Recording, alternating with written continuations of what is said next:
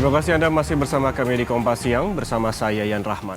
Saudara Menteri Perdagangan Zulkifli Hasan menyebut pemerintah sudah menyiapkan anggaran sebesar 75 triliun rupiah dari APBN untuk program makan bergizi gratis andalan Prabowo Gibran. Namun pemerintah belum ketuk palu soal berapa besaran untuk satu kali makan bergizi.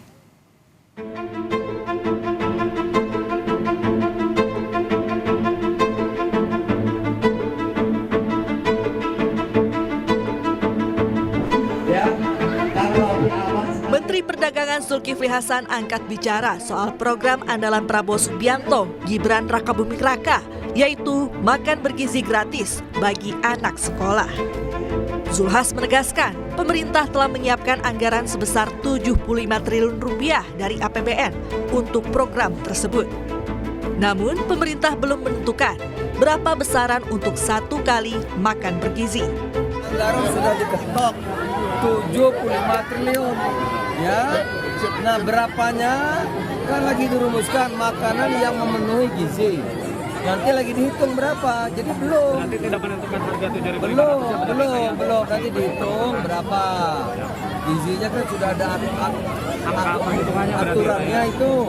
Yang memenuhi standar gizi, baru itu nanti harganya berapa. Ya, tentu mungkin juga kan Jawa ayam banyak, misalnya, tapi yang lain mungkin ikan ya, nanti akan dihitung. Sementara Ketua DPP PKS Mardani Alisera menilai program makan bergizi terlalu rumit. Mardani menyebut pemerintah harus mempertimbangkan distribusi makanan, waktu, hingga selera siswa. Mardani pun mengusulkan agar program makan bergizi gratis dilaksanakan dengan melibatkan banyak akademisi dan riset yang kuat. Makan siang gratis rumit, waktunya sangat terbatas. Kalau lebih lambat disampaikan bisa basi atau masyarakat atau anak-anak sudah terlalu lapar. Belum lagi beda-beda antar tiap daerah, pesisir dengan di gunung tentu berbeda. Adapun pengamat kebijakan publik Trubus Rahadiansyah menyebut, pemerintahan yang akan datang harus memiliki data pasti mengenai jumlah anak sekolah dan tidak sekolah yang akan mendapat makan bergizi. Trubus menyarankan program ini bisa seperti pemberian bansos, di mana anggaran diserahkan langsung ke orang tua masing-masing anak. Ada solusi lain sebenarnya kebijakan ini, yaitu diberikan aja kepada seperti bentuknya seperti bansos jadinya kepada ibunya, ibu dari anak-anak itu, gitu loh. Jadi kalau diberikan langsung kepada ibunya, misalnya nilainya berapa per kepala, atau 15.000 misalnya, 15.000 udah dikasih aja 15.000 pada ibunya, nanti ibunya sendiri yang mencarikan makanan untuk anaknya yang bergizi kan gitu.